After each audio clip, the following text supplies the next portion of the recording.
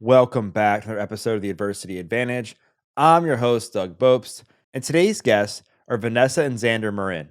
Vanessa is a licensed psychotherapist and has spent over 20 years as a sex therapist. She has bachelor's degrees in human sexuality and sociology from Brown University and a master's degree in counseling psychology. Xander is a regular dude who left a cushy career in tech once he realized it was more fun to talk about sex with his wife all day. He's here to show you that you don't need a graduate degree or a license to have extraordinary communication skills. Vanessa and Xander also host the highly popular Pillow Talks podcast, where they share the ups and downs in their relationship while giving you step-by-step techniques for improving yours. In this episode, we discuss how to maintain emotional connection during your relationship, how to get the spark back if you're feeling disconnected from your partner, the relationship between physical and emotional intimacy, how to improve your sex life with your partner, why gratitude is so effective for rebuilding relationships, how to know if your relationship is stale, and so much more. While this episode covers some mature content, it's intended for educational purposes and to help you improve the relationship with yourself and or your partner. So with that said, let's get this conversation going and welcome Vanessa and Xander Marin to the Adversity Advantage podcast. Vanessa and Xander, welcome to the podcast. Hey. Thanks for having us. We're excited to be here. I'm excited to have you guys on. And before we recorded, I was telling you this is the first time I've actually, in more detail, I guess, covered the topic of sex. And I think it's an important topic to talk about because a lot of people struggle with it. A lot of people have a hard time. It can make a relationship. Sometimes it can break a relationship. And I think before we get into the weeds on sex in itself, I think a good place for us to start is the topic of emotional connection. Because I think without emotional connection, all the other stuff, in my opinion, doesn't matter. And without emotional connection, that in itself destroys relationships. So based on all of your work and your experience as a couple, like what do you think it takes for somebody who's in a relationship to maintain emotional connection throughout the process of growing a relationship? I think it starts with the understanding that it is something that we actively have to work on. I think a lot of us, we have these fairy tale ideas in our heads of what relationships are supposed to look like. You meet the person, you feel that spark, you just know that's your person, it's the one, and you live happily ever after, right? Or at worst, it's like we face a little adversity in the beginning and we have a couple challenges, like your typical rom-com plot, right? Like they have some speed bumps and then they figure it out and it's happily ever after from there. And I think a lot of us have this idea in our head where it's like, okay, once we're serious, once we're married, it should be smooth sailing and we shouldn't have to do anything else. So that's why we have one of the conversations, one of the big five that maybe people are going to be surprised. Like, wait, I thought I picked up a book about sex. Why is one of these conversations about emotional connection? That we really wanted to make sure we helped couples create that framework of connecting with each other, feeling closer to each other. Because, I make the comparison in the book that sometimes sex can feel like boiling a pot of water. And if you're starting ice cold, like we feel like strangers to each other. We're not really spending much quality time. We're kind of ships passing in the night. Getting from ice cold up to boiling for sex is going to take so much more effort. But if you keep that baseline level of emotional connection between the two of you, it feels like you're keeping the pot at a simmer. And so when you need to get it up to that full boil, it's a lot faster and easier. Yeah, it's so true. And I think it's challenging, right, to keep that emotional connection going and to keep that simmer going, if you will. I like how you talked about that in your book. And I think it's important to pay attention to that process and making sure that you're kind of feeding the relationship on a daily basis. But I would say that's probably not the case for most people. I would say people who are interested in reading your book and diving into this subject, their relationship maybe isn't where they want it to be. Maybe they've lost some sense of emotional connection. And from my experience, I know that when you lose emotional connection, that can lead to resentment. That can lead to just being completely closed off to your partner.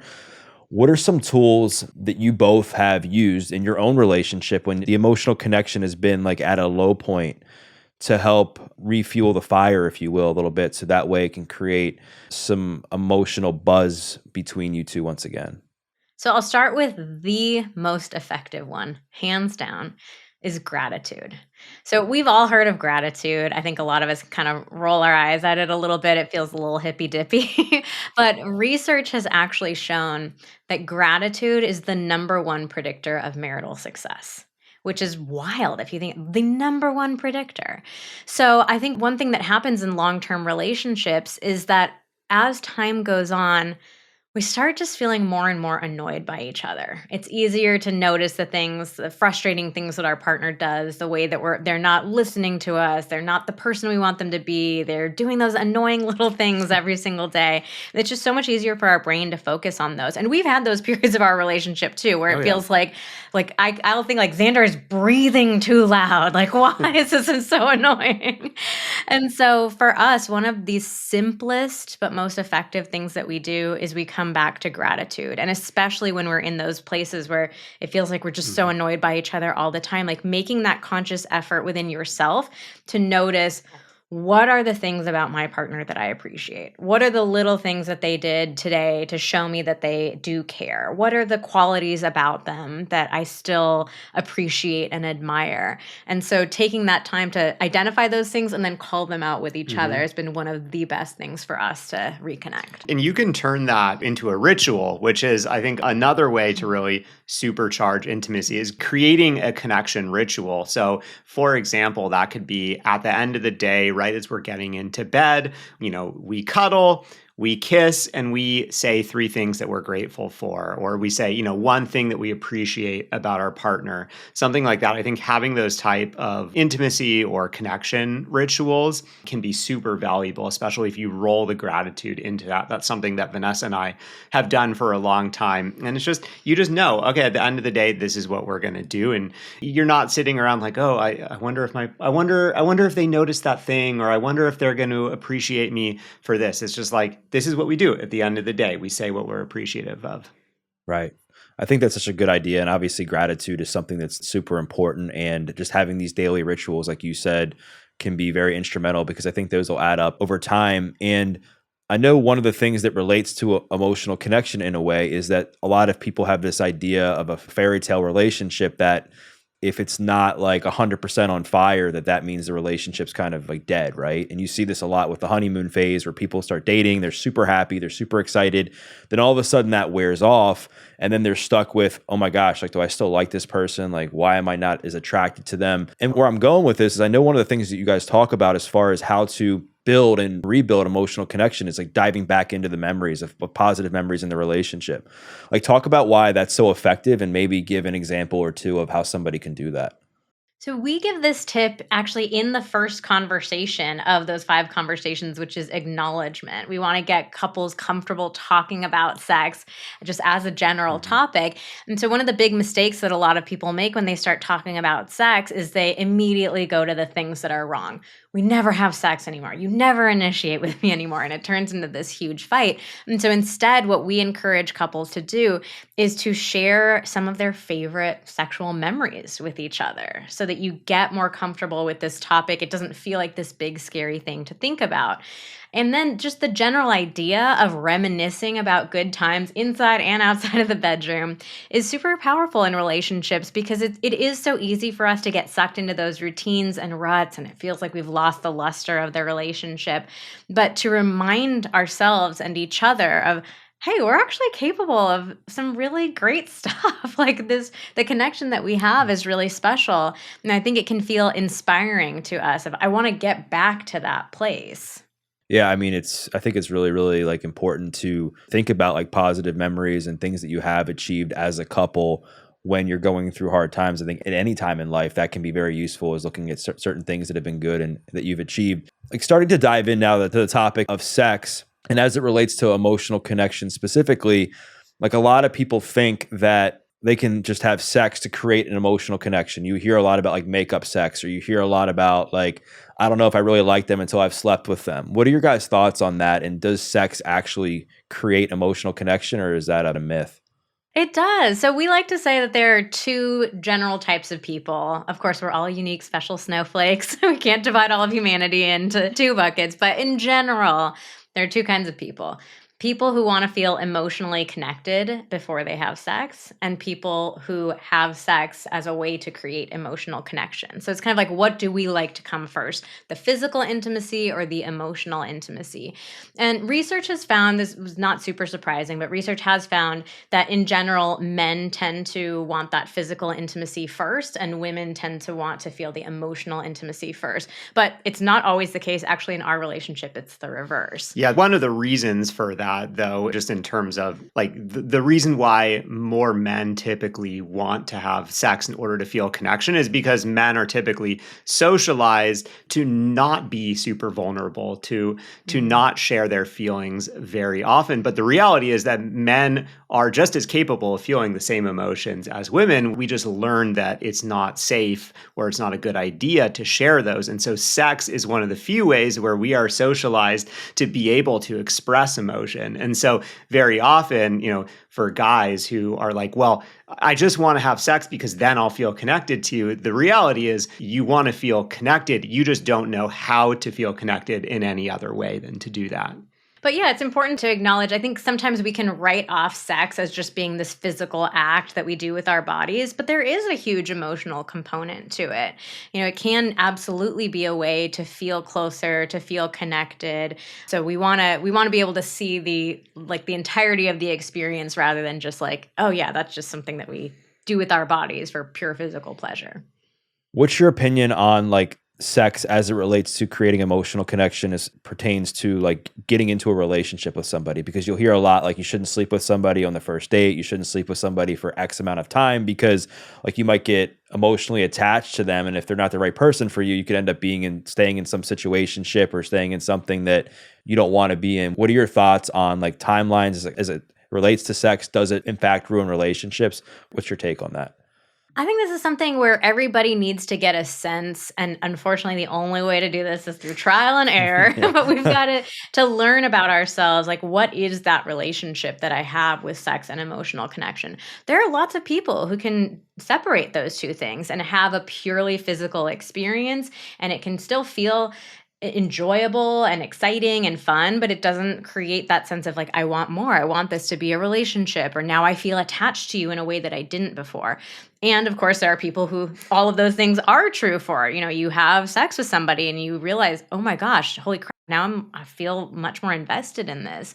So the only way to really learn that about yourself is to have those kinds of experiences. So of course, I would go into dating kind of erring a little bit more on the cautious side. If I don't know this about myself yet, let me try to be a little bit careful and protect my heart a little bit. So you'd have to kind of weigh, do I feel ready to be intimate with this person? How would I feel if I got emotionally attached and they didn't? But a lot of that experience is just going to come from the trial and error. Yeah, I mean, I think so many of us would prefer to latch on to a guideline or something like that. Like, oh, well, the answer is if you just wait 3 dates, then you're going to be in the clear. Or, I mean, another one that we get, which is a little not on this topic, but like, oh, how many times a week should I have sex with my partner in order for things to be good? Like, we just want the quantity that a clear rule. Yeah, a clear rule. But yeah, like Vanessa said, the reality is we are all really different, and we all respond differently to situations. I know for me, when I was in college, there was about 1 week where I dated 2 women at the same time. And it was like, it was very clearly obvious to me, like, wow, I am not wired to be able to handle this. This isn't something that I want to do. It doesn't feel exciting to me. I feel bad. I feel guilty. I feel it's a struggle to balance these things. So, that's just something that's not going to be for me. And I think people have to do that the same way when it comes to sex and new relationships of, okay, yeah, like I did have sex with that person on the first date or on the second date, and I already started feeling some things. So maybe that's not a great idea for me to do next time. Or on the flip side, you're like, oh yeah, no, I've been having casual sex with this person. I'm not feeling any emotions. I feel good with this, but we also have to recognize that the person on the other side might have different feelings about it. So we have to be able to, respect each other's perspectives or each other's feelings on it, and understand that, what works for me may not work for the person that I'm doing it with. Yeah, I think it's so important to have like this individualized approach when it comes to things like relationships, sex, dating, and finding out what works for you. And another thing along these lines, like, it's kind of the opposite, I think, is you'll hear some people say, I don't know if I can commit to dating this person without sleeping with them, because what if we don't have chemistry in the bedroom? Fact or fiction on that? I think that's very true. I mean, it's so funny. We don't know how to deal with sex so often, especially in those early stages. It's like, how do I give it this? How much priority? Too much? Too little? I don't know what to do with this. We kind of like toss the ball down the road a little bit. But yeah, I think that it's very valid to be curious about what is my connection going to be like with somebody. I do also want to say, on the other hand, though, we try to tell people don't put too much of an emphasis on your first time or even your first few times sleeping with somebody. I mean, I think we talk in the book that like our first time was totally adequate. Yeah. It was not like fireworks or like incredible, like, this is my person, jaw-dropping sex. But like, that's normal. Sometimes we just need a little bit of time to get used to somebody, to figure out how our bodies fit together and what we like to do together. But yeah, it is completely understandable to want to get a sense of what your sexual chemistry is going to be like with somebody before knowing, is this someone that I really want to invest myself into? But I think at the same time, if you put all your eggs in the basket of like, I need to have sex with this person in order to know how it's going to be, to know that we have that sexual chemistry or connection. And I think the challenge with that is that we assume that the sex should be really great without us really having to put much work or effort into it. And the reality is that there are a lot of things that you can do if you are having sex that maybe doesn't feel super great for you. Like there's a lot of things that you can work on. You can really improve sex that you're having. And so it's definitely a balance, but I think the expectation shouldn't be, it has to be totally amazing, because that puts a lot of pressure on the first time or first couple times you have sex, that like, this is, this is the bar that we have to surpass in order to get into a relationship. When in reality, if you talk about it, if you work on it, you can really make it amazing, I think. Right. And staying on this theme, it seems to me that things like relationships, dating, sex, it's like portrayed as being this crazy fairy tale, like something in a Hallmark movie, right? And in reality, it's just not, right? There's a lot of ups and downs. There's a lot of growing pains and stuff. So, like, I guess walk the audience through this best as you can. Like, how should your sex life, like, what should that actually look like? I mean, like, I know in the book you talk about, which the book is, by the way, is called Sex Talks, right? You talk about how it's not a fairy tale. So what does it actually look like? I think the main thing that comes up for us is with this idea of feeling like it should look like it does in the movies. We're all rational human beings. We understand the movies aren't real, but the problem is that our only sex education for the majority of us is just seeing scenes like this over and over and over again on movies, in TV, in porn, of sex looks spontaneous, it looks effortless, you just look at each other and it's on, you have orgasms at the exact same moment, everybody's wildly satisfied. So it's just impossible for us to see that repeated so many times and not internalize that that's what sex is supposed to look like. But the main differentiating factor in what it actually looks like in real life is that there is a lot more effort involved. There's effort with getting turned on. There's effort in initiating the sex. There's a lot more effort than it looks like the little 2-second clip that you get of the couple just like rolling around in the bed and then they're done and it's over. Like there's more effort in the act of sex itself to make sure that both partners are pleasured and satisfied and able to have orgasms. So that's the most important thing for us, is normalizing the effort that goes into it rather than just expecting it to all happen spontaneously.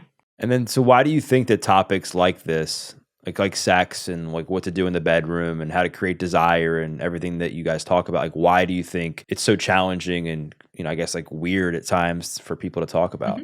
We just have no examples of it. You never see those characters in a movie talk about what they're doing, so it gives us, again, that idea from that sheer repetition, that idea of there shouldn't be any sort of communication involved. And if we have to talk about it, that means something is horribly wrong with us. So again, it's like that disconnect between rationally someone might get like, okay, we're supposed to talk about this, but just that feeling that we have internally is like, oh God, if we have to talk about it, that's this bad thing. Well, and I think most of us at least in the United States, most of us have this experience of the first time we really talk about sex, like we have the talk from one of our parents, it's horribly awkward. It's something I think that, teenagers even know to look out for. It's not like a surprise. Like, we refer to that in movies and stuff. And it's like, oh God, the talk is coming. It's going to be horribly awkward. And then it is horribly awkward. We're like, oh God, like, so your first experience is like, God, I don't want to talk about this, right? And then you start dating people and fooling around and getting a little more experience. And I think most people also have the experience of, one or both of you feels really awkward about talking about what it is that you're doing. And I think most of us also end up having some experience over time, if we've dated a couple of people, of a relationship maybe falling apart because there is a sexual disagreement, or you talk about sex, you find out, oh, you're not, one partner isn't pleased, you get in a fight about how something is going. And so what we end up taking away is just, it's dangerous to talk about sex. When we talk about sex, bad things happen. I feel awkward. My partner feels embarrassed. Maybe our relationship ends. And so, of course, you're going to be like, okay, well, the next relationship I get into, my goal is to not talk about it and everything is going to be perfect. But yeah, the reality is that we got to talk about this stuff because it's such an important part of our lives. Yeah, absolutely. And so diving into your guys' story a little bit more, talk about a time maybe recently in the last year or two where, there's been a communication breakdown and you guys became like sexually unattracted to each other. Like, what was that time like? And then how did you guys rebuild attraction to kind of come back together? So something like that hasn't happened to us in recent times, but it definitely was something that we struggled with at the beginning of our relationship. And we tell the story in the book of, those early years together. We started off, we had that, that great chemistry. It really increased after the serviceable first time. Thanks. Yeah. It's not just you. It was me too. I went into that experience feeling a lot of anxiety and nervousness. So, we started to have this amazing chemistry. It really felt like, okay, this is my person. This is the fairy tale come true. And then we went through a tough patch that is completely like boring and understandable that every couple's been through. Like nothing spectacular happened. There was no horrible story. We just got busy. Life got busy. We were both working long hours. I was in grad school. We were spending less time together. When we were spending time together, we were just doing boring stuff like watching Netflix. So again, nothing spectacular, but just that feeling started to happen of like slowly drifting apart. And the less connection that we had, both, emotional intimacy and the physical intimacy, the more that disconnection continued to grow and grow. Yeah. And I will freely admit, I did not want to talk about it. Like, I knew that we were not having very much sex anymore. I knew that Vanessa wished that we were having more sex. And what I also knew was, well, I'm the man, I'm the guy, I'm supposed to be in charge when it comes to sex. I'm supposed to want it all the time. But I'm not wanting it all the time. I'm super busy. I'm super stressed. And it was just this like, well, what am I supposed to do? And so instead of talking about it, instead of reflecting inward and being like, what's going on with me? What's getting in the way of me maybe wanting sex more? I just started kind of pushing away from Vanessa. And so it would be like, if she's starting to touch me, maybe like I kind of push away from that because, that touch, it might lead to kissing and that might lead to sex. And I'm not really feeling like ready to try that right now. And so, yeah, it was just tough. Like we were missing a lot of opportunities to connect because, we didn't really want to address the elephant in the room because it's a scary elephant. Like, for me, it had to, ultimately, I realized I had to look at all kinds of things in my life, like my relationship with work, my relationship with my own health, with exercise, and all these things that were really impacting me. And I think I knew that to a certain extent, but I was scared to actually look at all those things and scared to actually do anything about it. And so it felt easier to just kind of be like, okay, yeah, let's just act a little bit more like roommates so you don't have to deal with this stuff. So the solution for us was going to therapy, and I had to really drag him. He did not want to go. I don't think it got as far as having to give him an ultimatum, but it was, getting pretty close to that. And even then, though, we were really kind of struck in therapy that we're going to therapy, we're seeing this couples therapist, and she gave us like a few interesting ideas and tools, but even she was kind of struggling a little bit to give us resources for how we talk about it. And I remember having this incredible imposter syndrome at the time because I'm like, I'm studying to be a sex therapist and I can't figure this out in my own relationship. And like, what is therapy that like not even our therapy is like not helping us? So we kind of managed to like muck our way through it enough and start trying like enough things that we got like that little tiny bit of momentum going. But, those early experiences have served as huge motivators for us in creating this business and writing this book of realizing like there's just not enough out there for couples, who find themselves in these very understandable, very common places. So yeah, it has been a huge motivator for us. Yeah, thanks for sharing that. And I imagine it had to have been kind of challenging given that you were studying to become a therapist and then you're trying to now drag your husband, into that world and go to couples therapy. And I want to talk about this because this is something that I think a lot of people struggle with, in that not just sex, but their relationships are essentially just on autopilot and they're just going through the motions. They're busy with work, they're busy with kids, they're busy with their kids' social activities and so on and so forth. And that probably comes to a point where they're looking at each other like, you want to have sex tonight? And the person's like, they're like, all right, I'll go to bed. And then that pattern repeats. How can somebody, I'm big on like self-awareness. So how can somebody like know that their relationship or their sex life is kind of stagnant or stale, like we kind of just talked about? And then what are a few initial steps a couple can take, or if somebody's listening to this and they want to talk to their partner about this, to be able to, get to a place where they're, having a somewhat normal sex life again? It's interesting because I think we know when our sex life gets into a tough place. Like it really comes down to just being willing to be honest with ourselves, and so to ask yourself, do I feel excited by this? Do I get pleasure and enjoyment and satisfaction out of this? Or is this something that has drifted all the way to the bottom of my to-do list? But I think most of us, we have that.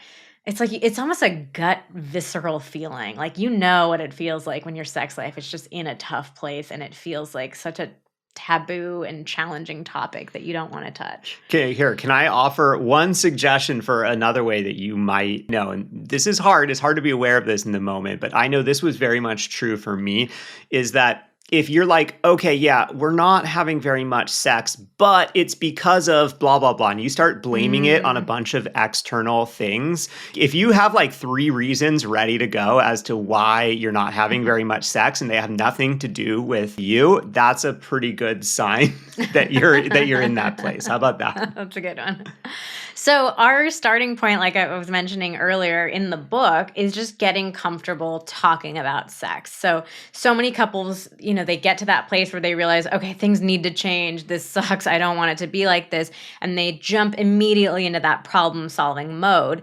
And that can feel very overwhelming and scary for both of you, especially for your partner. If you're kind of approaching them like, okay, we got to fix our sex life. There's so much stuff that's wrong with it. Your partner's like, So we just want to get comfortable with the topic. Like we share in that first chapter, we want couples to feel as comfortable talking about sex as they do talking about what we're going to have for dinner tonight. So it's just a normal topic of conversation. So start with that, the reminiscing about positive memories. So you're not giving any feedback. You're not trying to solve any problems. You're not saying anything is good or bad. You're just literally like, hey, do you remember that time we went on that trip and da-da-da?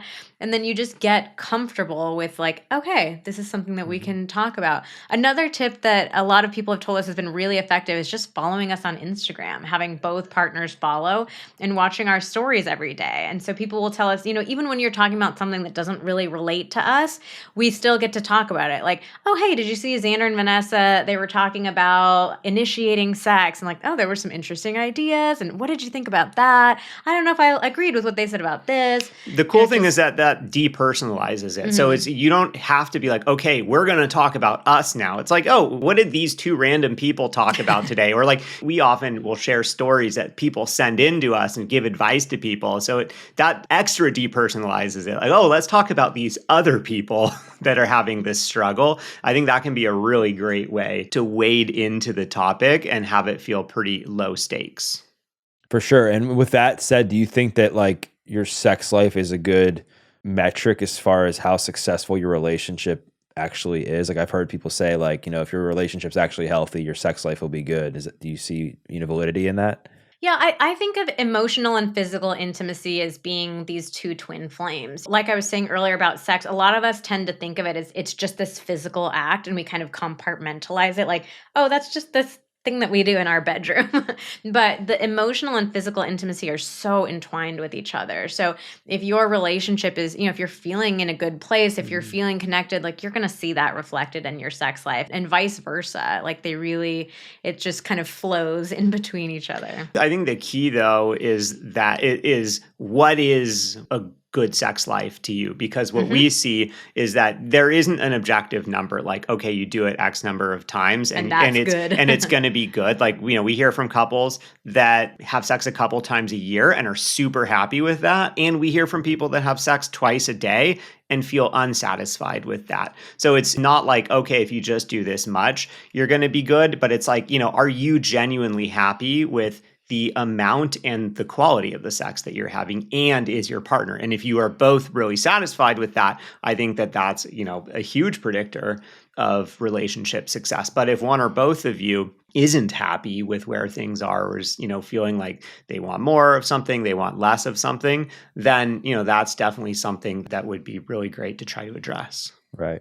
And so I imagine like you have like these 5 different talks in the book. It's acknowledgement, connection, desire, pleasure, and exploration. And I would guess that 1 and 2 are probably the most, like acknowledgement and connection are probably like the most important, because without those 2 things and staying on top of those, like the other ones aren't going to matter as much because it'll end up fizzling out long term. And we've talked about acknowledgement. We spent a little bit of time talking about emotional connection and the importance of it.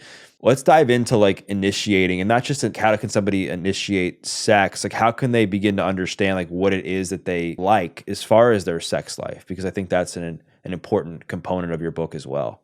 Yeah, so with understanding what it is that you like about your sex life, we have all this data in front of us. We've had all these experiences, but a lot of us just don't ever take the time to evaluate it. And because it feels like such a big question. I mean, if I were to ask you right now, like, what do you like during sex, or what do you want about sex? Like, maybe there'd be a couple of answers that would come to mind, but it just feels like such a big question. It's hard to answer, right? So I think it's important for us to kind of comb back through those experiences and shrink the question down a little bit. So we tell people like, just tell us something that you have enjoyed. It doesn't need to be like the most explosive, incredible thing, but like, what's something that you enjoyed? So it could be literally as simple as, I like making out. Making out's fun for me. Okay, great. That's a piece of information that you know about yourself. So kind of combing through those experiences and trying to think back through like, yeah, what were things that I did enjoy and what were things that maybe just didn't feel as pleasurable or enjoyable to me? And then like taking that like one step further, and once you like understand like what it is that you enjoy and that you like, as far as like initiating sex, like what have been some of your best practices as a couple throughout the years, both between you, Vanessa, and Xander, from like a female and male perspective on like initiating sex? So the most important thing about initiating sex is that it should feel like an invitation, like an exciting invitation. And I think far too often in long-term relationships, and we are very guilty of this ourselves, like the longer you've been together, the more vulnerable it starts to feel to initiate sex somehow. And you just start to feel like kind of awkward. And that's why, just like you were saying earlier, for a lot of us, initiation looks like, it's been a while, like, I guess we should do it tonight, right? But if you think about that, like, who's ever going to feel excited by that? Like, oh, yeah, babe, it has been a while. We should, like it's just not an exciting thing. It's like you cook your partner dinner and you're like, here's this kind of like sad looking chicken. It's probably not very good, but hope you like it. Yeah. So we want it instead to feel like something that your partner's actually going to be excited to say yes to. And that takes a whole lot more vulnerability than, do you want to do it? Or like just groping at your partner. But long-term, relationship success, it's going to be so much better when you actually make that effort. So our favorite practical tip here is, again, like kind of combing back through that well of experience that you have. So for you to think about, What were maybe 2 or 3 times that I can remember my partner initiating that I really liked the way that they initiated? Like I felt really excited. Yeah. And we do have in the book, we go through, I came up with a model of 6 different initiation styles of people's, our favorite ways that we like to be initiated. There's also a whole bunch of like menus and options for choosing, like understanding what you like about sex too. So we give a lot of frameworks for that kind of stuff in the book. But if you can identify, like, you know what, I really like it when my partner, like, is very slow and sensual with the initiating. Maybe they like start they come up and like give me a massage and they're kissing really gently along the back of my neck.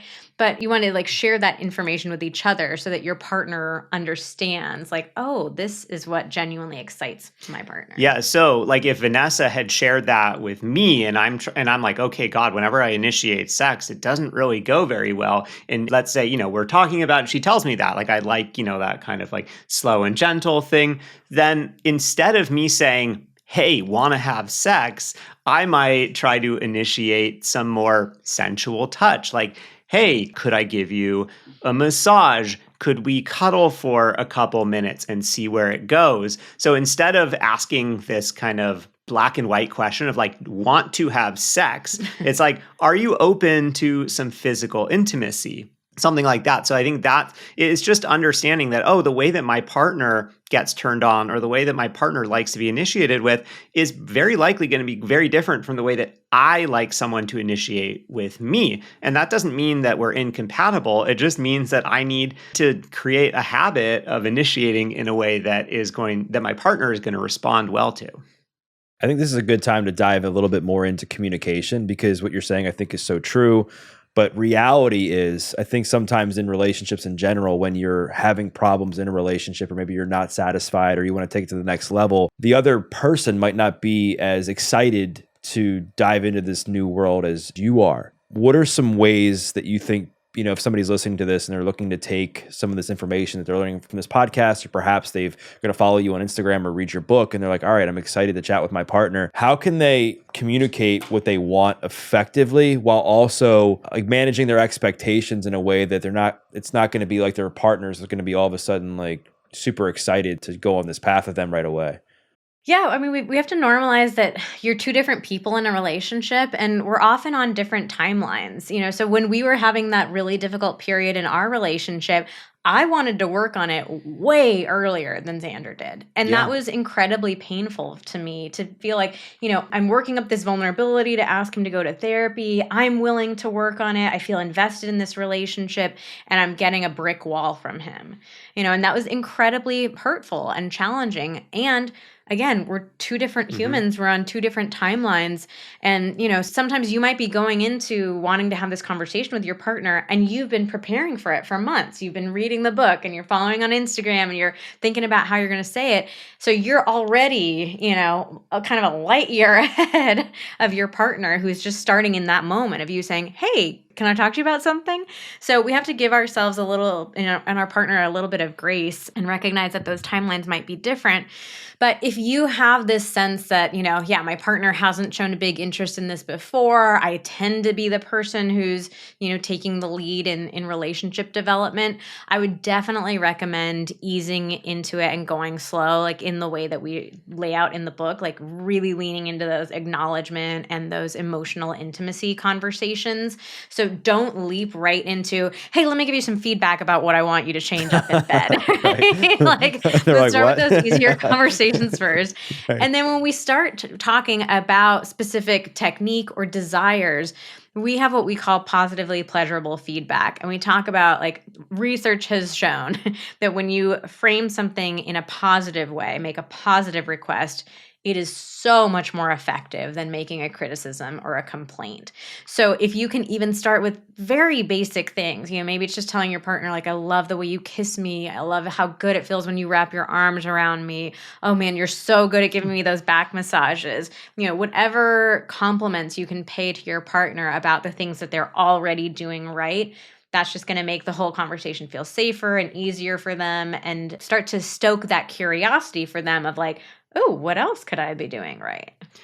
Yeah, and I think one more thing to add, if you're starting to share anything about like how you would like to work on things, is trying as much as possible. I know it's not always possible, but trying to use more I language rather than like, I need you to do this, or even like, I need us to do this. Cause I think very often if you hear, I need us to do this, the other partner hears, well, what you're really telling me is that you want me to do something. And so, yeah, I think that if the other partner isn't really on board or enrolled in the idea of working on your relationship or working on your sex life, the last thing that you want them to hear is just a barrage of requests of like ways that they need to change. And so I think trying to frame it more from the perspective of here's how I'm feeling, here's how I would like to feel, here's how I would love for our relationship to look, so that it's kind of like enrolling your partner as a teammate, as this is something that we can do together rather than like,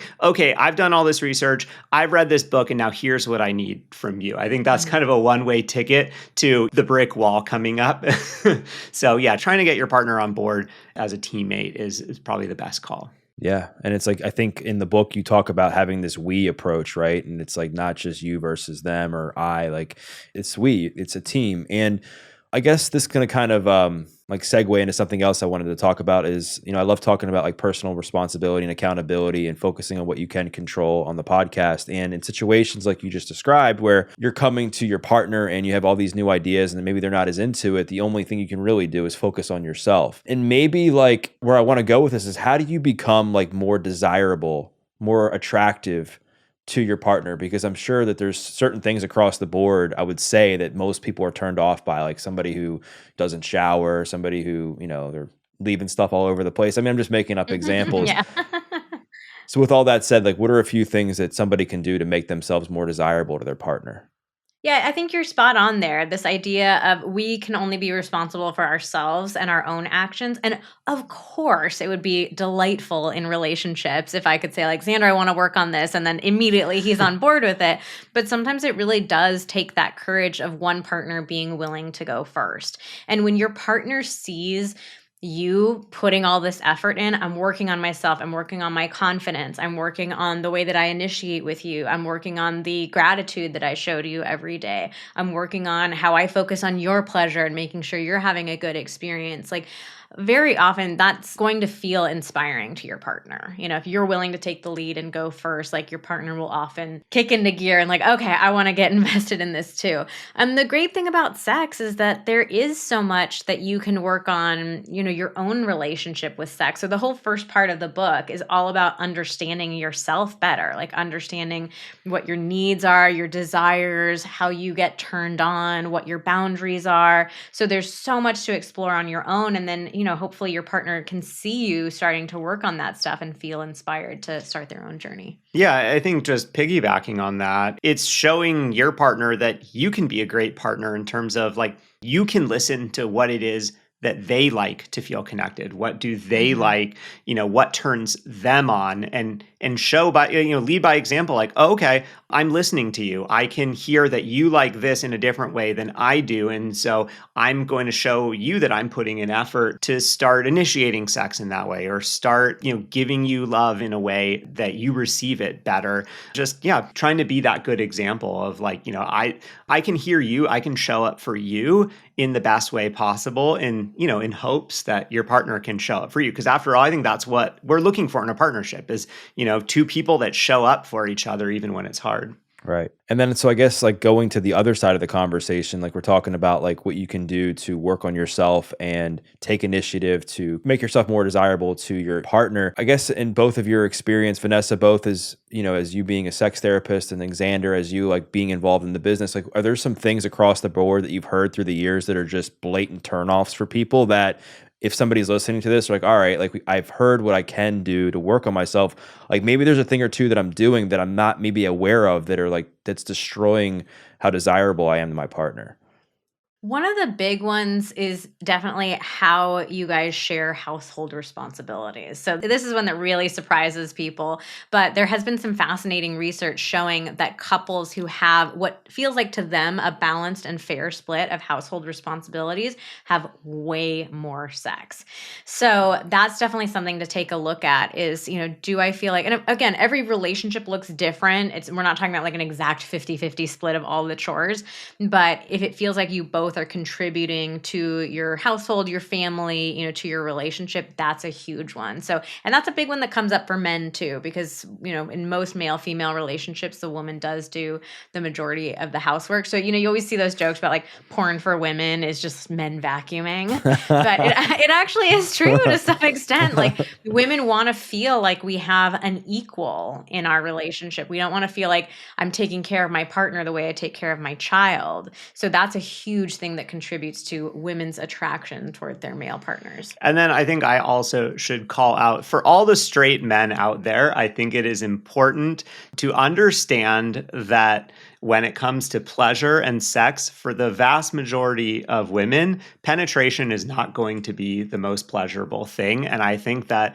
unfortunately, what we see in movies, TV, porn is like penetration is the be all end all. That's the goal, is that she orgasms from that. And the vast majority of women, intercourse, penetration is not their preferred sexual act. It's not the thing that gives them the most pleasure. So I think that a huge turnoff is if you are inflexible with how you want sex to go, with how you think your partner should experience pleasure. Mm-hmm. And we hear from so many men and women who say that my partner is expecting that I orgasm from penetration alone, or they're not willing to use their hands on me. They're not willing to use their mouths. And yeah, I think that if you just take a little time to figure out what is the most pleasurable thing for your partner, how can I incorporate that more into our sex life? Like that is going to pay dividends for you for years to come. Yeah, it's a really good point. I think it kind of goes back to being able to be vulnerable and open and honest with your partner about what you want. And then staying on that theme, I'm sure it's got to be challenging. I'm not married. I'm a 35-year-old bachelor, but I would imagine if somebody's been married for some time, and let's just say they're talking to their partner about their sex life and how unhappy they are, and let's just say they're doing all the things, they're creating, desire, they're working on themselves, they're not doing certain things, and their partner still, after some time, hasn't come around. I think at this point, this is where like you can be at risk for infidelity, you can be at risk for doing other things. What's your advice to somebody who's like in a spot like that, where their partner isn't coming around? Like how can they, maintain some sense of equanimity, but also like try to work towards getting their emotional needs met? It's such a tough situation. The advice would definitely be like, do everything you can to keep your side of the street clean. Yeah. Go do all the self-improvement, go to therapy, like do all that work on yourself. But at a certain point, part of honoring and respecting yourself does need to be standing up for what you deserve. And, it might not happen on the timeline that you want it to. It might take your partner so much longer to come around than you really want them to.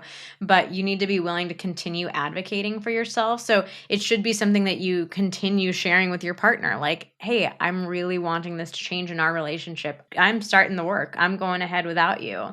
And I hope that you can get to a place where you're ready to join me. But, it very well could come to it being the end of the relationship if you've done everything you can and your partner's just still not willing to engage with you.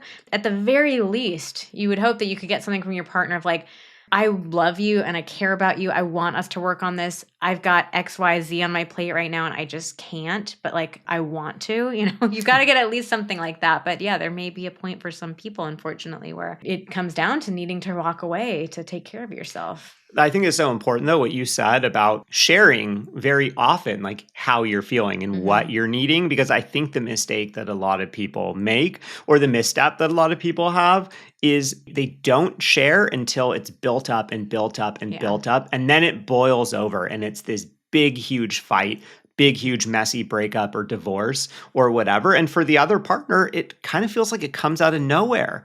If you haven't heard before that your partner is, like kind of at their wit's end and really needing all these things from you. And so I think it's so important, like Vanessa said, to be, kind of sharing your needs early and often. And when it's really feeling like those needs aren't being met, continuing to share that and saying, this is getting really challenging for me. Like in order for, me to be really happy long-term, I do need these things, so that it's not a surprise for your partner, if and when you get to that point. So, in an ideal situation, like when it is time to walk away, it's clear to both partners that, or like both partners are making that decision together. It's not like hey, okay, finally I got the courage to tell you that I've never had an orgasm and I'm leaving you. It's like both of us know, okay, yeah, I'm not willing to work on that. She's not happy. Okay, I guess this is it. Right. Yeah, you got to be able to honor yourself, honor your needs, and know, like you both kind of said, like keep your side of the street clean, know that you've done everything you can so that when it gets to that point, you can know that you've kind of checked all those boxes and being able to walk away when you need to. And then on the other side of that, let's just say somebody's listening to this, or you have somebody who is that person who maybe has all this resentment built up towards their partner and they are like completely shut down. And you see this a lot where when somebody is emotionally shut down, they want nothing to do with their partner. They're just kind of like roommates at this point in some ways. How can somebody, if they're listening to this and they're just filled with resentment, is there a chance for them to be able to get back to the place where they're, sexually attracted to their partner again? Yeah, I mean, resentment is something that we can work through, and it does take a lot of open communication. We're always going to put in plugs for therapy for sure, but it is something, that you can come back from, especially if both partners are willing to take a look at it and start communicating about it. Yeah. And then I would think that something that is going to be helpful in that is something like flirting and creating like some sense of desire throughout the day. Like once you get to that point where you have that communication, you're ready to work on things. What are some like ways that often are overlooked when it comes to flirting and creating some, emotional and sexual connection throughout the day that couples can do? A big one is touch throughout the day. So, for a lot of couples in long term relationships, we really stop touching each other that much, and touch becomes something that we only do around sex. We actually talk about the bristle reaction in the book, which is where your partner just comes in for an innocent, trying to give you a hug or a little squeeze on the shoulder, and you feel yourself bristling because you just don't want them to think it's going to lead to anywhere. So, being able to incorporate more non sexual touch throughout the day where you're just, you're reaching out for each other, you're having that physical contact. That's such a great way to keep that sexual connection and the tension alive between the two of you. And I'll give a really small one, a very small but powerful one, which is just simply greeting each other with 100% of your attention, like when you come home, or even when you and your partner see each other in the same room, like you're at home, but you've been in separate rooms, you come back together, is like put your phone down and like look at them and really genuinely be like, hey, good to see you. Like, I think that can go such a long ways, because especially these days with technology, it's like, how often is it that it's like you come home, your partner's sitting on the couch, they're looking at their phone, scrolling through Instagram or whatever, and you get this kind of, at best, like half-hearted hello. That doesn't feel very good. So it's just these tiny things of like, look them in the eye, say hi, say that you miss them, give them a hug, give them a kiss. I think that goes such a long way. Yeah, I mean, I think touch is so underrated when it comes to like building desire and just having these small wins in the relationship, throughout the day. And the next thing I want to get into is like talking about communication as far as like what if somebody's like trying to explore something and what they want in their sex life and their partner maybe isn't into it, isn't familiar with it, like maybe is just kind of like, yeah, it's just not for me. And like, how can a couple like walk through that together so that like each person's emotional needs can get met throughout the process? So in the book, we give like a framework for trying out new things in the bedroom. A lot of times we have this tendency to just want to dive right in to try something, and that can feel a little bit intimidating for your partner, especially if it's not something that they're super familiar with or really like know whether or not they're open to trying it out. So we talk about how to break it down like into little baby steps so that it feels a lot more just simple and manageable rather than you're going all in on it. That makes sense, because I think if you just try to go all in on something, you're setting yourself up for failure like fairly quickly. And I think it's important just to start slow. And so like the last question I have is, we've talked about so much as far as like sex life, as far as communication, as far as emotional connection. And like if you had like 30 seconds with somebody who's listening to this and you could just give them 30 seconds of advice on how to make the most of their relationship and their sex life, what would each of you say to them? I could do it in 5 seconds. Go ahead. Start talking about sex. Yeah, seriously, just do it. It can always get better. It's not all on you to know how to do everything and just be able to do it flawlessly, without ever talking about it, without ever thinking about it. It's something, it's a muscle that you can work on and you can build together. Yeah, but I mean, our story, is really a testament to how powerful talking about sex has been. And it's just something that we're so passionate about and really Yeah. truly think that every couple can benefit from it. That's awesome. Yeah, thanks for sharing that and just keeping it simple. And I love how you guys kind of did that in the book. Like you just kept it like super simple. You went like super deep on just a few subjects, right? And just gave so many like action steps that people can take to improve their relationships and their sex life. Well, I wanted to thank you both for coming on. I really enjoyed speaking with both of you. If people want to listen to your podcast, if they want to buy the book, if they want to follow you on social media, where's the best place to do that? So they can check out the book at sextalksbook.com. We have all links to purchase it there, all kinds of information about it. And then we are on Instagram at Vanessa and Xander. So we have a ton of content there. We show up in stories every day. And yeah, we'd love to connect with any of your listeners there. Yeah. And finally, you can check out our podcast, the Pillow Talks Podcast. Awesome. Well, I'll make sure to include the links to that stuff in the show notes. And for those listening, what I invite you to do is to share a takeaway. Maybe it was something that we said about communication. Maybe it was something that we talked about as far as emotional connection, desire, sex life, flirting, a relationship being on autopilot, whatever the takeaway was. Make sure to tag Vanessa and Xander, tag myself, because we'd love to hear your feedback. And we once again thank you for listening to this episode of The Adversity Advantage. I'm your host, Doug Bopst. We'll see you next time.